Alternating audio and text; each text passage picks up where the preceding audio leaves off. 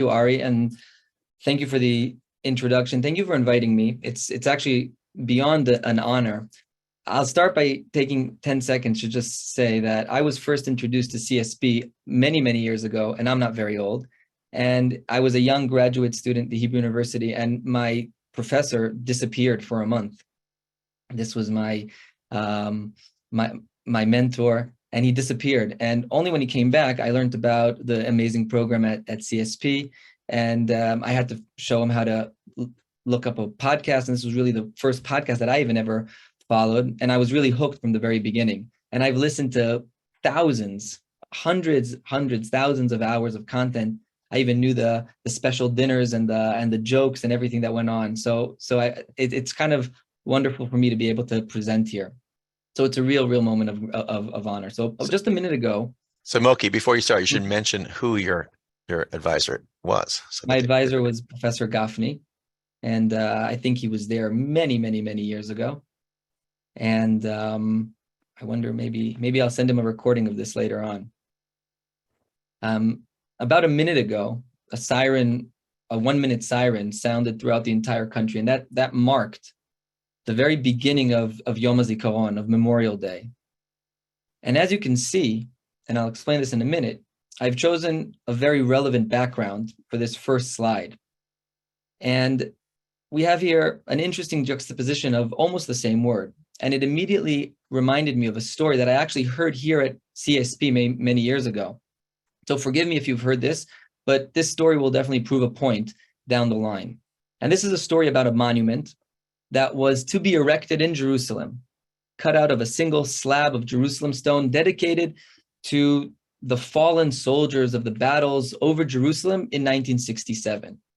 And the decision was to put a single word at the very top after carving out the names of the fallen soldiers. And that word, as you can imagine, was the very traditional word Yizkor, which connotes that famous prayer also. And interestingly, that decision almost turned into a violent battle itself over that oppositional voice that vouched for a radically different word. They said, we cannot tolerate the word Yizkor. So they vouched for a different word. Listen carefully. It's the word Nizkor. And you say, what's the difference between Yizkor and Yizkor? But one letter. But this one letter, holds a lot. For Yizkor connotes religion and tradition. And of course, it leaves memory up to God. While the word Nizkor is the collective action of memory, of remembering. And I think that that's a great place to start, because there is this essential question of who is responsible for memory, who is responsible for our memory. And I think this concept goes a little bit beyond just those words, Yizkor versus Nizkor. So that's where I want to start. See, Ari, I'm not able to move my screen. Oh, there we go. Okay, now it's open. So today what I want to do is I want to take you through a virtual tour, a virtual journey through Mount Herzl. I want to delve into a subject that is, in my mind, quite unique, because it's the story of how Mount Herzl came to be, and to look at this evolutionary process, we can call it, of how this national monument came to be. Now, over the last 15 years, I've had the opportunity as a guide and as a teacher and as an educator to take hundreds of groups, including formal groups, and including diplomats, even a US senator once, through Mount Herzl. And it was through the eyes of these people that I was honored to guide. It was through their eyes that I came to think quite a bit about Mount Herzl. It's a mountain. It's a mountain in Jerusalem. It's a mountain in Jerusalem in which I think that I can unabashedly say that for many Zionists, this is a holy mountain. And as a holy site, as a holy mountain, this mountain as well has visitors that we can call pilgrims maybe, and pilgrimage that will take place on more than one day, not only on Yom HaZikaron itself. And we're going to come back to this. Now, I always ask my students right from the get-go, I say, does anybody know of another day in the Jewish calendar that is also known as Yom HaZikaron? And no one has ever answered that, even though it's a very simple answer. And the truth is that even what we call high holiday Jews should know that answer, because it is another name. In fact, it is the more biblical, a name that I think is used in the prayer book more than Rosh Hashanah. Yom HaZikaron is Rosh Hashanah. That is one of its names. Now, it might be intentional, it might be accidental, but these 2 days with the same exact name, we have to pay attention to that. And I think that it creates a tension right from the beginning. And it's maybe the same tension that we saw before between Izkor and Nizkor. We will remember, he will remember, that same tension that is tied in. And we can go a little deeper, the time period. The time period between a day that we commemorated about a week ago, Yom HaShoah, Holocaust Remembrance Day, and the final moment of this week, which is a little bit more than a week, Yom HaAtzmaut, Independence Day, which is the day that follows Yom HaZikaron. We're going to talk about that as well. These days have been very often referred to as the national days, Hayamim HaLeumiyim. And in recent years, there's even been this attempt by a think tank, and I don't know where this is going exactly, but to try and give these days a new structure, not only to call them the national days, but to call them the 10 days of gratitude. And once again, where does this come from? It comes from a much older idea to put together and to fill up the entire 10 days between Rosh Hashanah and Yom Kippur, once again, those very famous 10 days known as the 10 days of repentance, the Aseret Yemei Tshuva. So once again, we have this parallel to something much older, more traditional, religious as well.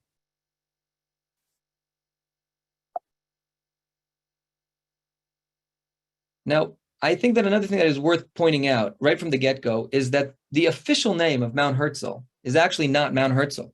In fact, I even looked for the last remnant of a sign that still has the original name, which doesn't mean that Mount Herzl is not the name, but it's not the name. The name of this mountain is actually Har HaZikaron, Memory Mountain, or Mountain of Memory. And before we virtually enter and walk in together to Mount Herzl, this is the entranceway, or part of the entrance. I want to take just a very brief moment to describe what it would look like tomorrow morning, 12 hours from now, a little bit more. And from already 8 o'clock in the morning, a steady trickle of people moving their way into this mountain, finding a spot. By 9 o'clock, 10 o'clock, definitely by 10:30, we're talking about tens of thousands.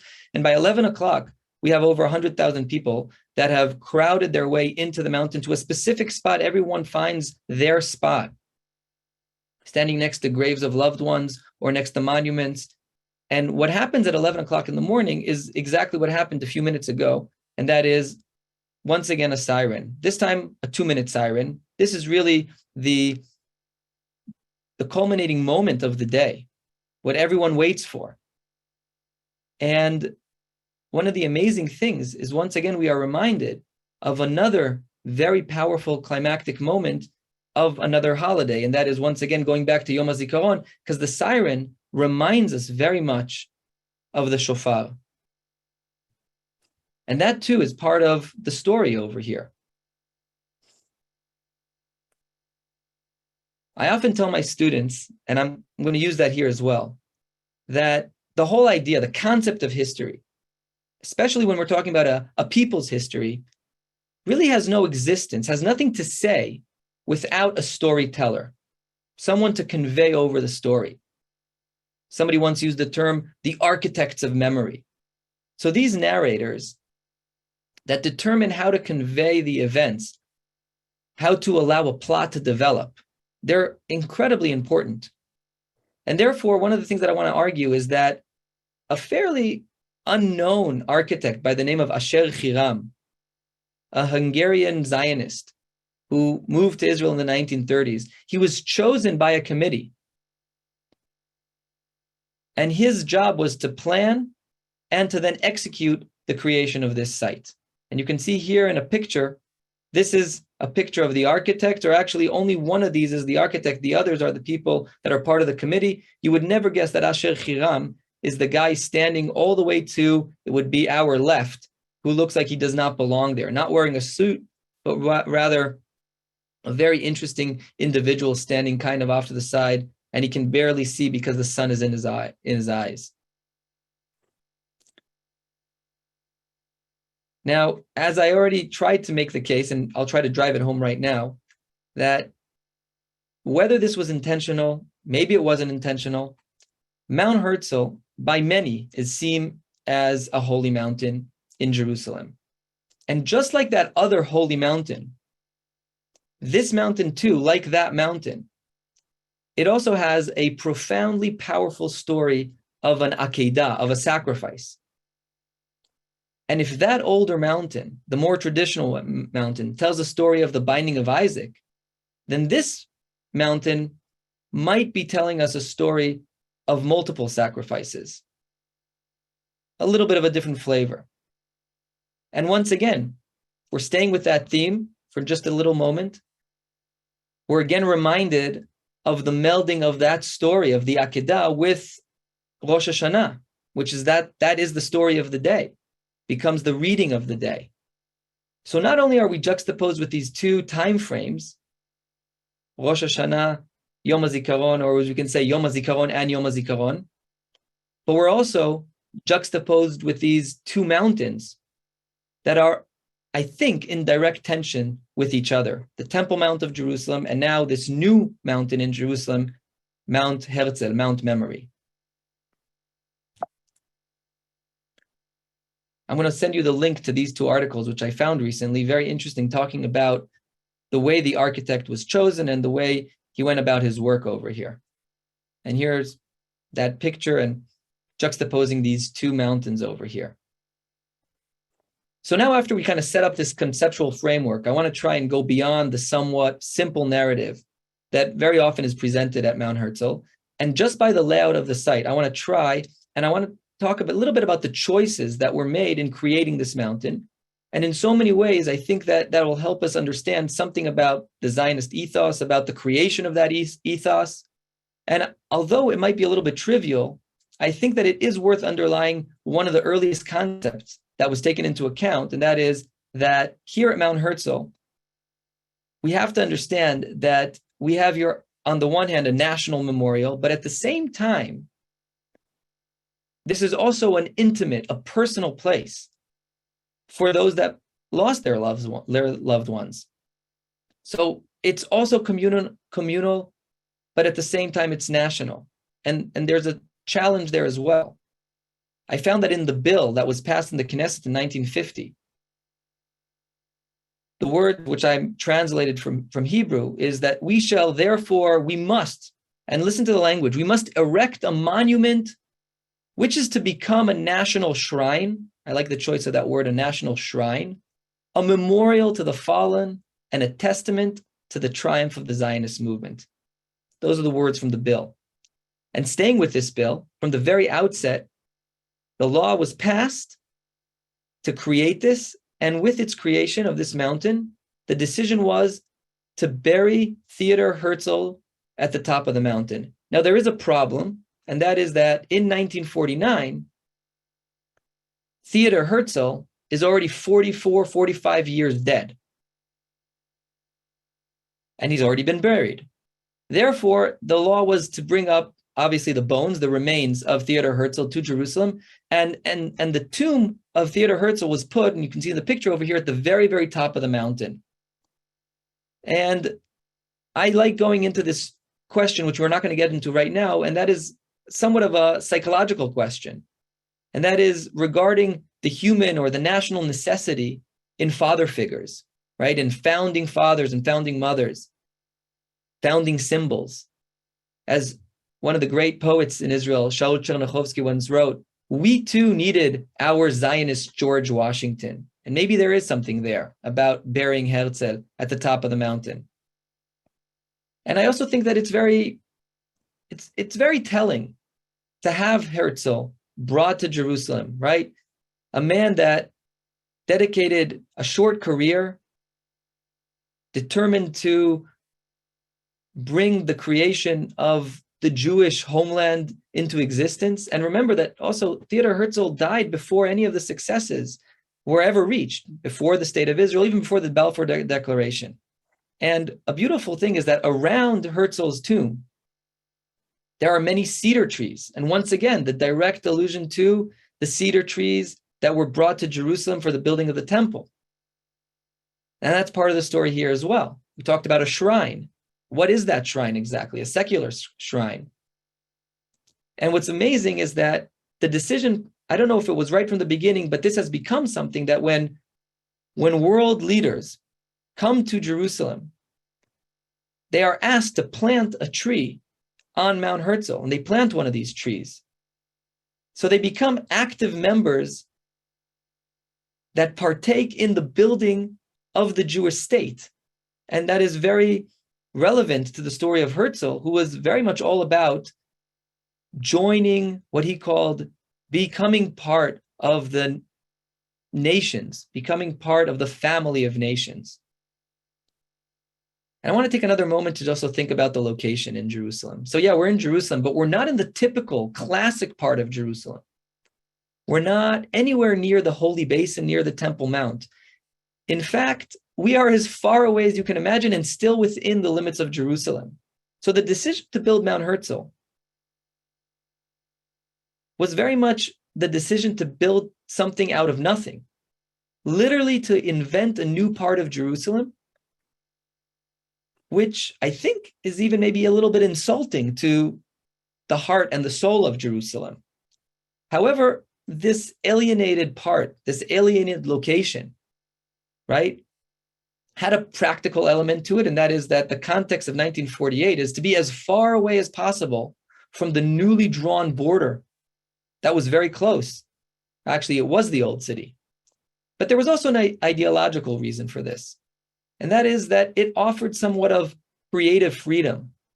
Just like the Hebrew University 25 years earlier, here too, not being connected to history offered freedom. So I can conclude by saying that the geographical estrangement, if you like, of Mount Herzl is very much part of its character. And we have to understand it that way. So the location is important. Or maybe we could say the lack of location is important. But there's something else, and that is that the War of Independence, 1947, 1948, ends at the beginning of 1949. The importance of Jerusalem was really, you could say, seared into the story of the young state. The safety of the city, the safety of Jerusalem would become an integral part of the war. The significance of Jerusalem really shaped also the way the war panned out. Ben-Gurion would be asked later on, years later, and he would explain that it was only after the fate of Jerusalem was determined, and that's also only half the fate of Jerusalem was determined, the western part, Ben-Gurion says, we felt comfortable declaring independence, and then only a few weeks after the battles over Jerusalem were won, says Ben-Gurion, I allowed for the declaration to be read, meaning independence is integral to the safety of Jerusalem. And that's an idea that we have to think about. And let's also remember this, that Jerusalem, according to the United Nations resolution of a few months earlier, did not include Jerusalem as part of that Jewish state to be. But we also know that the United Nations plan, which you can see the map over here, the partition plan, it did not get adopted at the end of the day. So by one, declaring Jerusalem as a capital immediately, and also by creating this institution and other institutions as well, this was somewhat of, I would say, a powerful statement to those nations, and definitely to the adversaries of the Jewish state. And behind the grave, we talked about the trees, But one of the things that you can't see over here, but if you walked over to Mount Herzl tomorrow, you would not be able to see Herzl's grave. And that's because that about 2 to 3 weeks before Independence Day, they start during Pesach, they start building this gigantic stage. So this whole area becomes a stage, and about 4,000 to 5,000 seats are created. And at great cost, it would probably be cheaper to have an eternal permanent building there to have all the ceremonies. But the decision is that that whole makeup has to be something that can be taken down. I don't know what it's about, but maybe it's something about the eternal importance of the tomb just being the tomb during the year. And I like it that the backdrop of all of these ceremonies that are broadcasted live, when there was only one channel in Israel, you could talk about, 85% of the whole country would tune in to watch the ceremonies. And the backdrop was the tomb of Herzl, maybe something about emphasizing the eternal importance of Herzl, and at the same time, trying to make an argument for the relevance of Theodor Herzl as time moves on. Now, a short walk down from this plot of Theodor Herzl, as we make our way into the military cemetery itself, we meet a very interesting plot that is famously known as the plot of the nation's greats, those leaders, the Zionist leaders.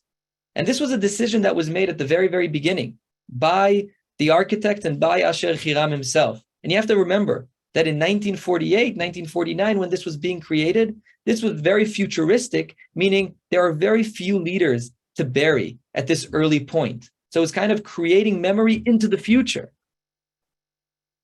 Now, on the one hand, we walk through this beautiful plot and we find these graves of respected, accepted, overt leaders.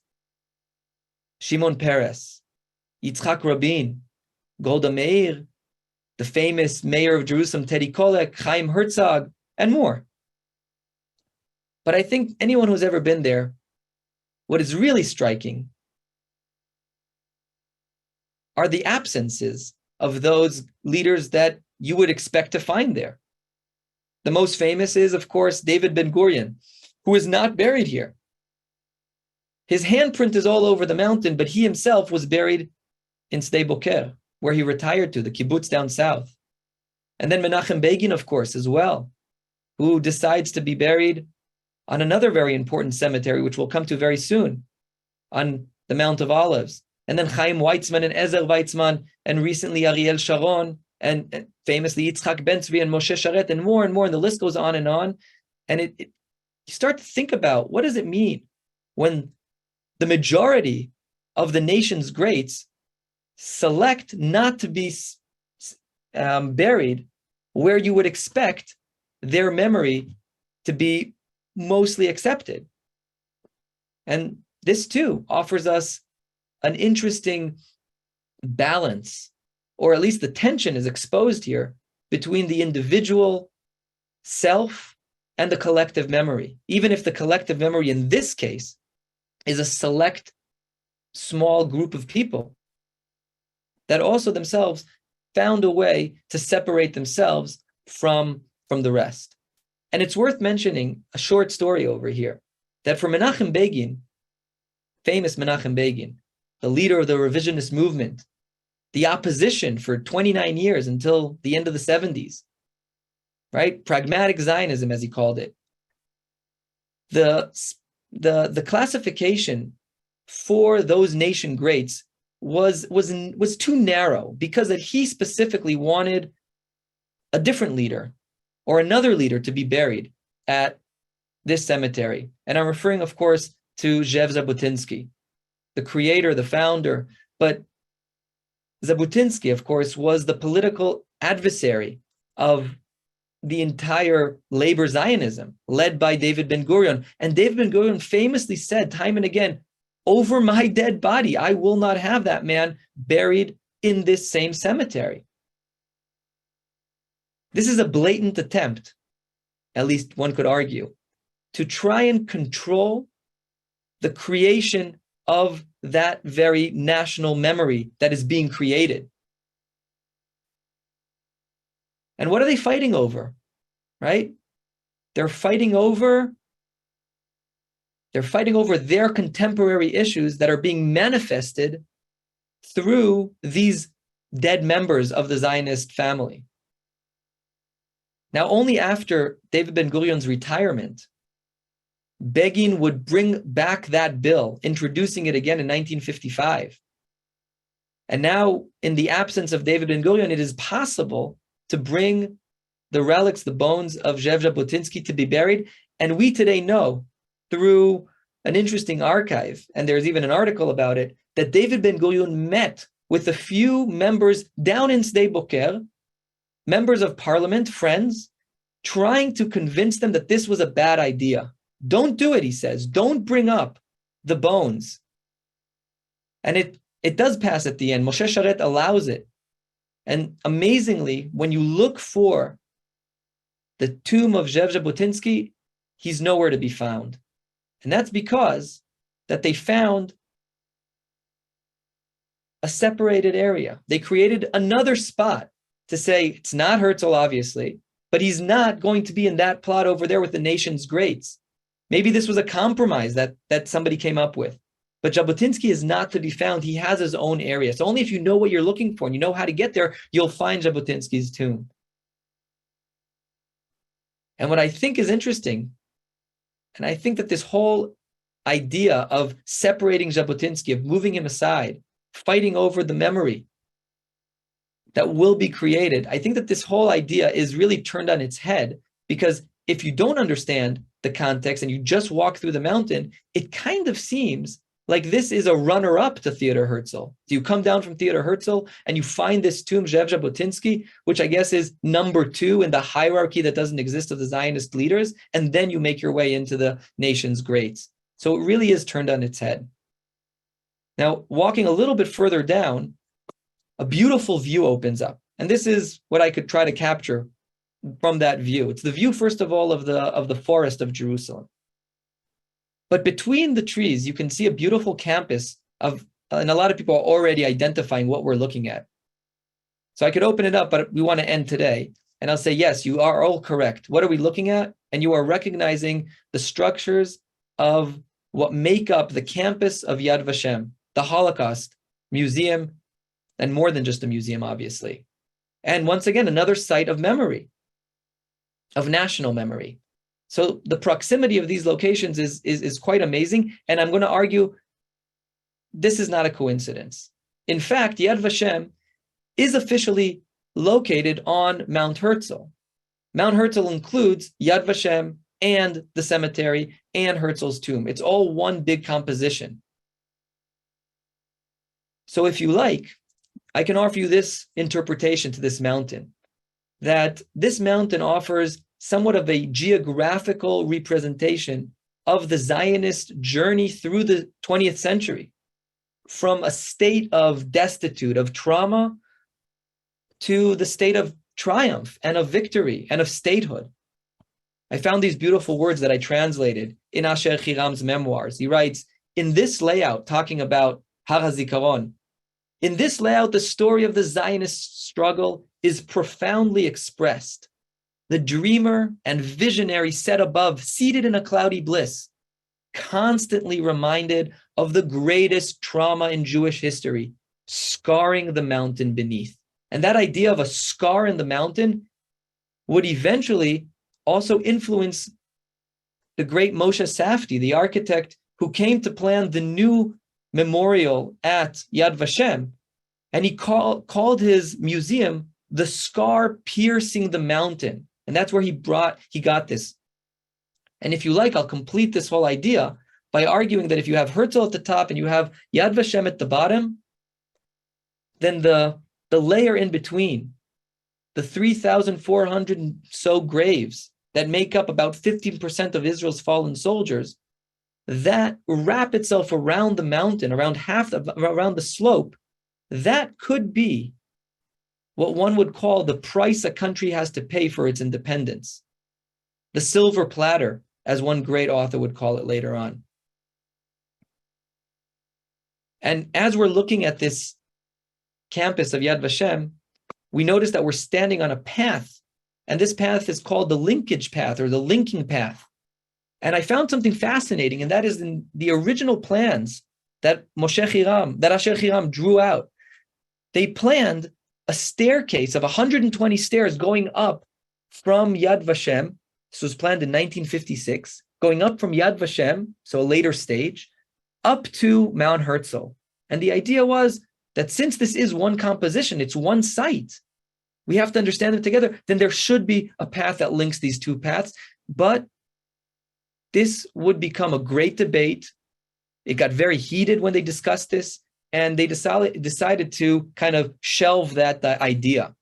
And I think that the reason is that they felt that the creation of this staircase would create this false understanding of history itself, an understanding that is false, that the state of Israel, represented by the second half of the mountain and its cemetery, is justified by the Holocaust that comes earlier. And in fact, the Zionist movement was already in its 6th decade of existence by the time the state was created, by the time of the Holocaust.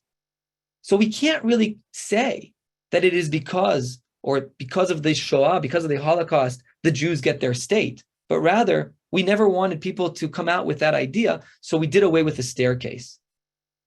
And finally, only in the mid-90s, they found a way to anyway connect the path, but they created a very different path that goes around and doesn't really go right into Yad Vashem. So you can touch on it, and they created it in a very interesting way. We're not going to get into it, but you can see that every aspect of it can be interpreted and should be interpreted, but it has to be interpreted in the right way, I guess. Now, we can get into a long discussion, but we're not going to, about this whole idea of giant military cemeteries. And we're immediately reminded of Vicksburg and of Gettysburg and maybe Gallipoli, which I got to visit, and Normandy and so on and so forth. And I do believe that when we think about Mount Herzl, we think about the cemetery, we have to keep in mind those other cemeteries, because the similarities, but also the differences, are going to offer us meaning. They're going to offer us a little bit more than what we're looking at just by walking through. And the truth is that any discussion of any cemetery in Jerusalem has to start with the First World War, because that when Asher Hiram came to start and plan his cemetery, there was already a cemetery, a military cemetery, that existed in Jerusalem. What I'm referring to is a very, very famous cemetery. By the way, this is a great book by a sociologist and historian named George Moss, who wrote a lot about the creation of memory through cemeteries. And a lot of what I got for this presentation is from this book over here. So I'm referring to this cemetery, and I'm going to guess that even people that live in Jerusalem rarely have ever heard of this cemetery. And this is a cemetery that is right next door to the Hadassah Hospital on Mount Scopus and right next to the university, and very few people know about it. But it goes back to the end of the First World War, and it is a First World War memorial, a cemetery. And when Asher Hiram creates Mount Herzl, he is always looking at this cemetery and the ideas that are embedded, and he creates a very interesting idea. The first thing that you can see over here is that instead of standing up and erecting these tombs, like in many other cemeteries, I think all other military cemeteries that I've ever seen, he does not have the tombstones standing up vertically, kind of piercing out through the ground in such a way that the grass, the low grass, always low grass, and the flowers, they're always emphasizing the tomb. Here in Mount Herzl, he decided to do something very different, and that is to lay down the tombstones horizontally, very, very close to the ground. And if you look closely, you'll also see that every one of these tombstones is in fact a little flower bed. So it is a garden of itself. It was influenced by a German concept of creating memory through nature and cemeteries that are supposed to also be gardens, kind of ease the pain of walking through a cemetery. But when you juxtapose this cemetery as a garden with a much more famous, older, eternal cemetery, one out on the other side of Jerusalem, which I mentioned before, where Menachem Begin was buried, the Mount of Olives, there you don't see a single tree, which also comes from Jewish tradition, at least in Israel. No trees in cemeteries. So here you have a moment of discontinuity, but of course it's a Jewish cemetery, so there's a lot of Jewish elements over here. If you look at the actual tombs, you'll see that the tombs have a little bit of information, a name, a rank, serial number, date of birth, city of birth, the date of death, and that's basically it. Maybe age. Very, very minimal. And that's not unique. And we'll see maybe at the end, if we have a little bit of time, that in the last 25 years, maybe a little less, as the sense of very, very rigid rules kind of let up. So there's this radical element that people are allowed to add on a little bit more to the tombstones, even though it comes at the expense of the uniformity that this cemetery has. And we can maybe discuss this a little bit later. Now, we have to also remind ourselves how important stone in Jerusalem is. So one of the ideas was to create these tombstones that were blocks, that were stones, and they immediately remind you of the walls of the old city, maybe of the Kotel, the idea that each one of these rocks is part of the building, part of a much bigger concept. But there's another idea which I read, and that is that these rocks are supposed to be pillows. And when you think about a rock and a pillow, you're reminded of another biblical, not a story, but a biblical midrash, a story about the rocks that Jacob gathered together, and then as he tries to fall asleep, the rocks all argue, no, he's going to rest his head on my rock, on me, and they all kind of congeal together, and they turn into one rock. And that too is supposed to immediately remind you of the story of Jacob. And as we walk through the cemetery, we look at these tombs. And recently I was walking through and I noticed, and I would have never noticed this before, but the tomb of a very, very important individual, a man that many of you have heard of, Yigael Yadin, who was also a prominent military member, but besides that, he was the most acclaimed archaeologist of the time, and he was also a political leader, and he's buried here. And you would never know it just by walking through unless you were looking for that tomb. And what I like to think about is how very often these great generals, they get completely lost in the mass number of tombs all around. And I think that that's intentional, because I think that what we've done here is that we've changed the prism through which we look at the fallen soldiers in a cemetery. We've collapsed the hierarchy of the military. It's no longer generals and officers and then privates, but rather through the eyes, the prism that we're looking through, the eyes of a mother, of a family, the eyes of grief. It doesn't matter if you are a general, a major general in this case, the chief of staff buried next to a private. And that's a very powerful element as well in this cemetery. As we continue to walk through the plots, we find a lot of plots that have something interesting, and I'll just mention them. These are not soldiers in the IDF, but rather they are incorporated into the Zionist story, and the story is told as though these members that fought before the creation of the State of Israel, but their struggle cannot go unnoticed, and therefore the canopy of what is the IDF is suddenly a little broader. There's more room to include even post facto enrollment, I can call it, more and more members into the IDF. There are some mass graves, and we don't have to go into too much of this, but I will say one mass grave is very, very famous, and that is the famous mass grave of over 150 members that were massacred not far from Jerusalem in Kfar Etzion. And what's interesting is that massacre takes place on the 12th of May, 1948. And anyone that knows their dates sees how close that day is to the day that had followed that day, and that is the Declaration of Independence, meaning the day after the worst massacre of the War of Independence, Ben-Gurion declares independence. As he famously says, "Tzarich la'akim medina," we need to declare this country.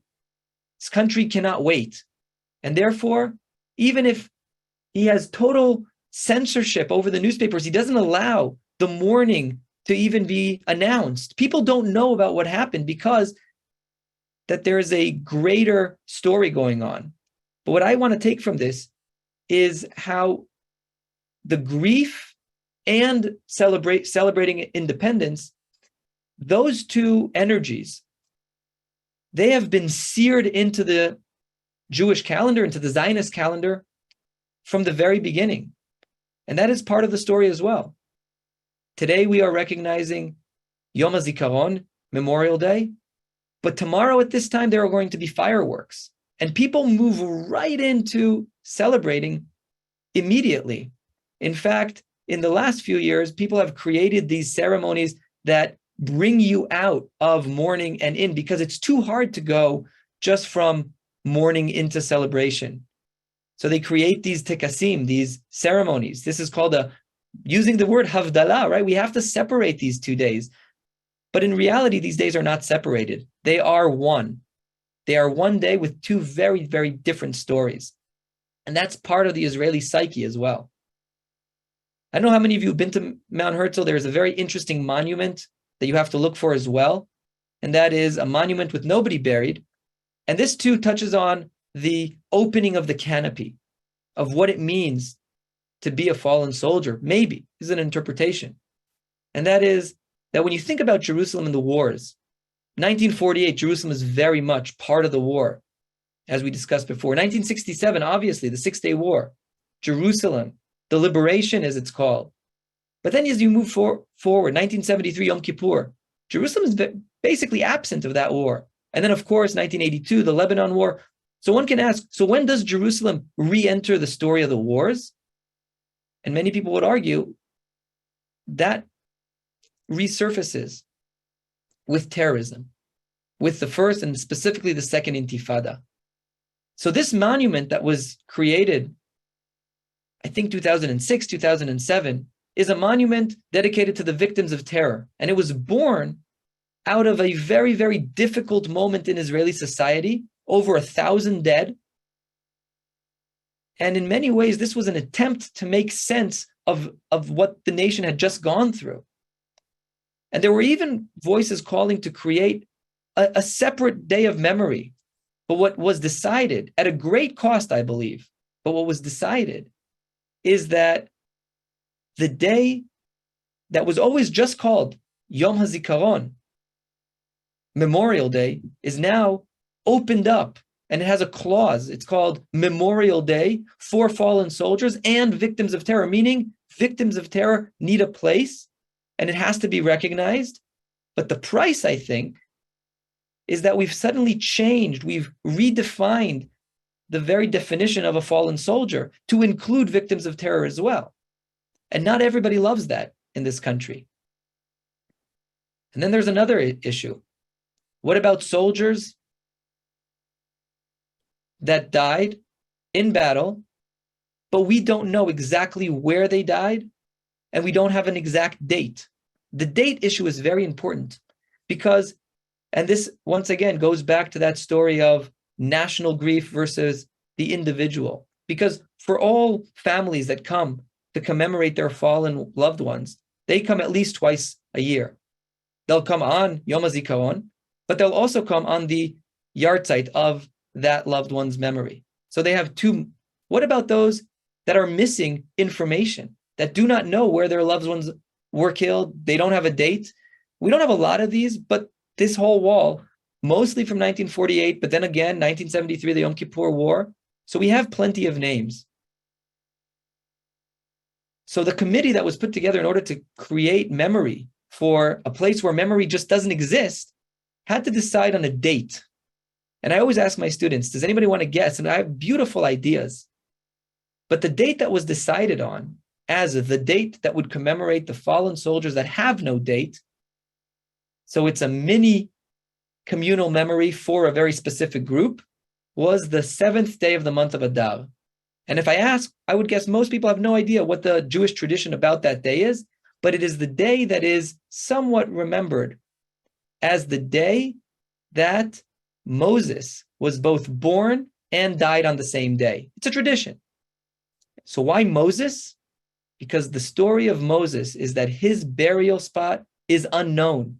So if we have the unknown burial story over here, then we borrow that. And once again, beautiful, borrowed from tradition and created into something very relevant and very new. Here's a beautiful picture of a beautiful idea. They've been noticing, and I'll take 2 more minutes, they've been noticing over the last few years that as time passes, there are many tombs that don't have anyone standing next to their tomb when that siren sounds off. So they created an idea, and that is that soldiers from the IDF would all get a specific name that they would study, and on Yom HaZikaron, on Memorial Day, their task in uniform would be to come and stand at the tomb. And you see some absolutely beautiful moments going on. So it's not only those that don't have, but every single tomb has a random soldier that stands next to the tomb. And it creates this very, very powerful moment.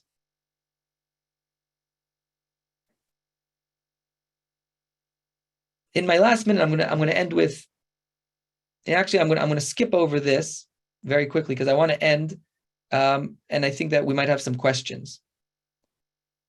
And I'm going to end with a beautiful poem that I tried to translate, but I don't know if it's perfect. And that once again goes back to these 2 big days, Yom HaShoah, and so that's Holocaust Remembrance Day, and Yom HaZikaron. And this is a beautiful, very, very to the point. 2 adjacent memorial days annually, Shnei Yemei Zikaron Smuchim Kol Shana, benefiting a collective sum. And in Hebrew, very powerful, Hachishuv HaKlali. It almost sounds like someone going to the market and trying to figure out the balance.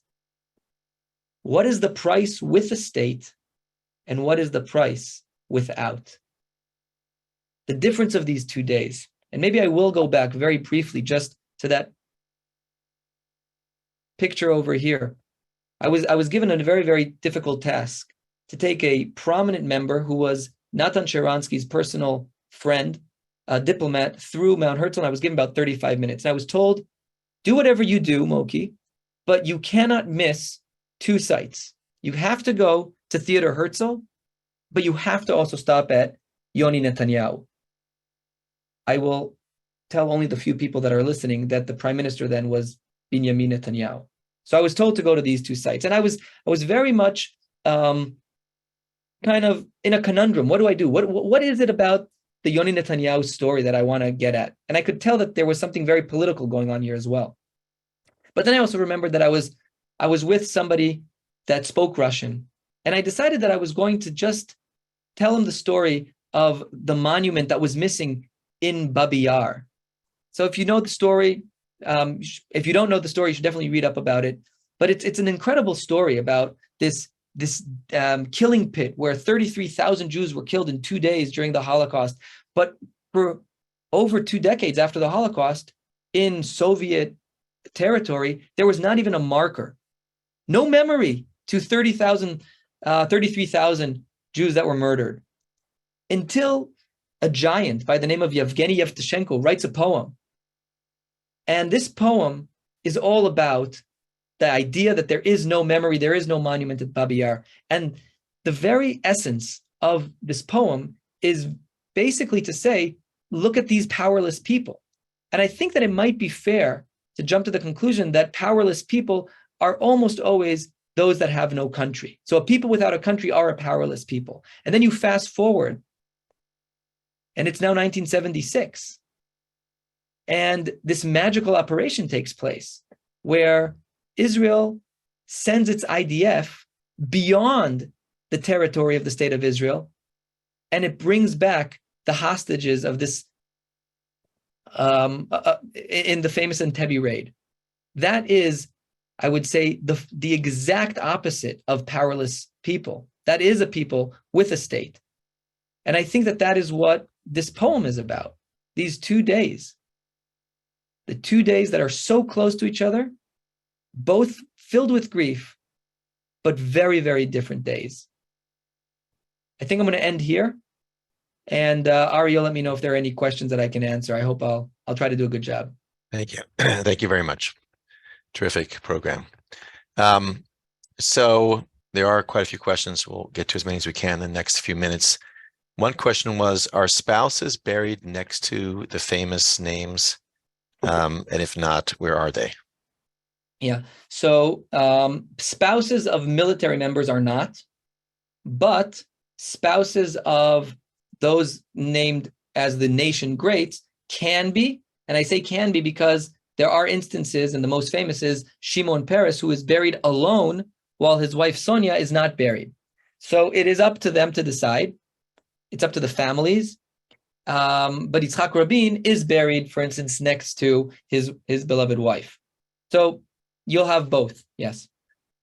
Thank you. Can you talk about the design for the monuments for Herzl and for the politicians? You talked about the design for the soldiers, so right. They so seem the to be design unique. there was very much in connection with something very different.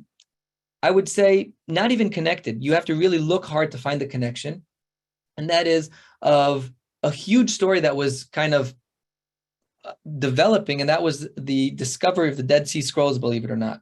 And anyone who has ever been to the Israel Museum famously knows the combination between the black stone and the white stone. It was almost a fixation that some architects had. And they borrowed that and brought it and said, this is the correct way to memorialize the nation's great. And they created these black tombs on a white surface. And from all the research that I've done, I've never seen anything more than just that written about it. Thank you. There was a question about Hannah Senesh. Is she buried in? So Hannah Mount Herzl? Senesh, there is a monument. She's not actually buried there. So a lot of soldiers have monuments, and very often the monuments are made to look like tombs, but they're not actually tombs. But Hannah Senesh, kind of what I called earlier, opening that canopy, she was brought into the larger consensus, even though she did not serve in the IDF, but the way her story would be conveyed through Mount Herzl is, this is an IDF soldier. And we have a lot of those examples.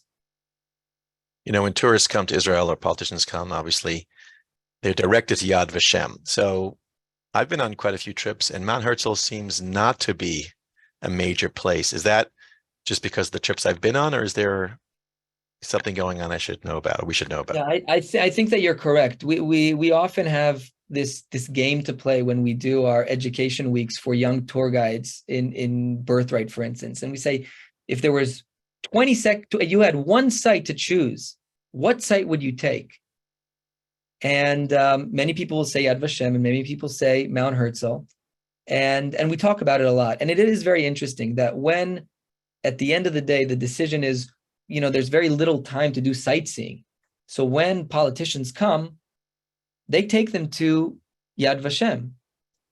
And I actually heard Rabbi Jonathan Sachs talk about it, and he says, why do we take them to Yad Vashem? We should be taking them to the Science Museum. We should be taking them to Mount Herzl. We should talk about what the state is rather than the trauma. But at the same time, maybe it goes back to that idea of, look what can happen to a people without a state, or could a lot of this not have happened if there was a state? And that's some of the thinking that goes behind it. But I think that you're absolutely right about that intuition. So we in the United States have been watching what's going on in Israel these days. There's a lot of protests, and can you tell us what's going to happen? Is that going to affect Yom HaZikaron? Is that going to affect Yom HaAtzmaut? What's the ramification, if at all? I would start by saying that I would even separate those 2 days. I think that Yom HaZikaron is really a sacred day, and I would not be surprised if there were a little bit of interferences here and there. and maybe I'm completely out to lunch and I'm not reading the situation, and maybe it's wishful thinking, but I do think that there is a state of reverence towards that day of being what they call mamlachti, being as national as possible. I would find it difficult to imagine that there would be serious interferences in that day. And to be honest, there's always, a few people, maybe somebody that will scream out, and it's a free country and that's allowed. I do think that we will possibly see demonstrations on Yom HaZikaron. I don't know if that is in the news or anything like that, but I think on Yom HaAtzmaut, I apologize. I think that Yom HaAtzmaut is a lighter day, even though it is very important and very festive. I think it's a lighter day, and therefore, I'm sure that there will be people that think this is the correct day to protest. But at the same time, I don't think that people are going to feel like these days are being compromised or that we're losing something about these days. But once again, that's my interpretation. Okay. And then last question, the Haredi world and these sites. Mm-hmm. So, for example, will we see members of the government at tomorrow on TV or whenever it is that they... Right. So famously, there have been will Haredim be there? Yeah. In the last few days, we've heard, it's very painful. It pains anyone to read, where members of Knesset, but of a very different walk of life in Israel, specifically that do not do their military service, have been asked not to come to be the representatives. And it's going to be interesting to see what is made of that. There have been groups that have been, coming together and signing petitions saying, we understand that you want to come, and we understand that you are the representative of the Knesset, but it doesn't sit right with us. And that is going on. And I don't remember that ever happening before. And I think that from speaking to a few, friends that I know from the Haredi world, from the ultra-Orthodox world, they say that there is a lot of misunderstanding about their community. At the same time, they do understand that they are outside of the national story when it comes to Mount Herzl and to Yom HaZikaron. One of the things that one of my friends told me is that when he was growing up, he remembers that a lot of Haredim would purposely walk right through the siren. And he thinks that only happens in very, very specific places. But today there's more acceptance for the fallen soldiers. And I remember last year when I was with my students at Kivunim, we were there at Mount Herzl, as we'll be there tomorrow for the siren. There was a big group, American, yeshivish boys, but from the Mir Yeshiva, and they were there. Don't tell anybody now that it's being broadcasted. They were there, and they were kind of spectators. I think they were very interested in what was happening. So I think something is changing in that world, but we're still, we're very, very far away from these worlds actually coming together, for sure. Thank you. Well, thank you, Moki, for taking us on a tour on this day for you, Yom HaZikaron, for us coming up very shortly. Mm-hmm. It was really terrific, and I very much appreciate you taking time to meet with our CSB people. I do want to note that Ahuva noted that her fallen brother, Avraham Ofri, died on the first day of the 6-day war. So Ahuva, we're thinking about your brother today and all of the fallen soldiers and victims of terror. And I will share this recording with you all as soon as possible, so you can share it with your friends so they can appreciate this really great explanation of Har Herzl and the mountain of memory. Thank you, Moki. Thank you, everybody, for being with us today. Bye-bye. And take care. Be safe.